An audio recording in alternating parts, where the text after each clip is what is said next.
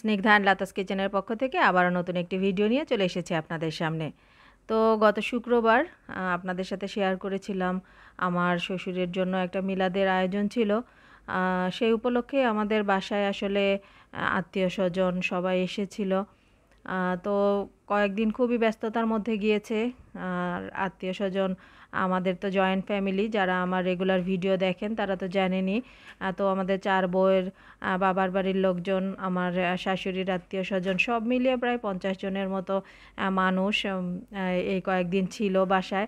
আর প্রচণ্ড রকমের ব্যস্ততাও ছিল, সেই জন্য সবগুলো ভিডিও আপনাদের সাথে শেয়ার করা আসলে সেভাবে সম্ভব হয়নি।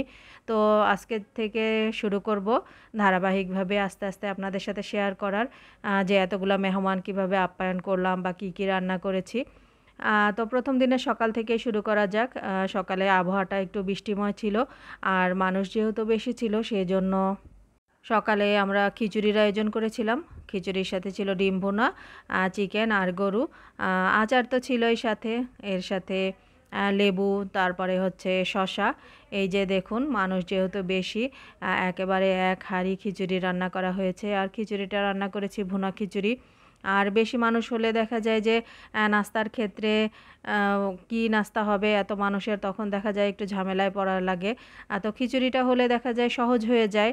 আর রুটির ব্যবস্থাও ছিল, যারা 2-1 জন ডায়াবেটিক পেশেন্ট ছিলেন, অল্প কিছু পরিমাণে আমরা রুটিও তৈরি করে রেখেছিলাম। তারা রুটি খেয়েছে। অনেকে চা টোস্ট খেতে পছন্দ, তারা চা টোস্ট খেয়েছে। এই যে রান্নাগুলো একে একে আপনাদের সাথে শেয়ার করি। তো গরু, মুরগি, ডিম ভুনা, এগুলার সাথে আবার একটু ভর্তাও করেছিলাম। এই যে পেঁয়াজ, রসুন আর শুকনো মরিচ হালকা তেলের মধ্যে টেলে ধনিয়া পাতা দিয়ে সুন্দর করে একটা ভর্তা বানিয়ে নিয়েছিলাম। তো এই কয়েকদিন আসলে মিলাদ উপলক্ষে সবাই এসেছে, আত্মীয়স্বজনের একটা মিলন মেলা বলতে পারেন। তো সবার সাথে দেখা সাক্ষাৎ। আর এখন দেখা যায় এই জিনিসগুলো অনেকটা চল উঠেই গেছে, যে কেউ এসে বাসায় স্টে করতে চায় না। তবে আমরা এখনও সেই জিনিসটা ধরে রাখার চেষ্টা করেছি।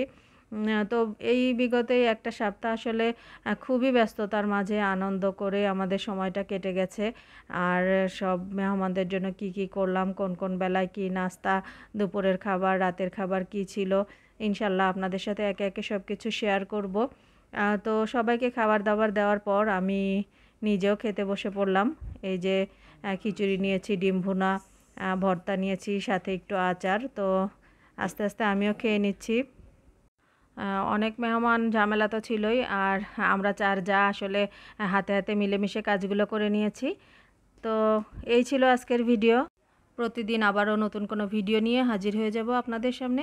সেই পর্যন্ত সবাই ভালো থাকবেন, সুস্থ থাকবেন। আল্লাহ হাফেজ।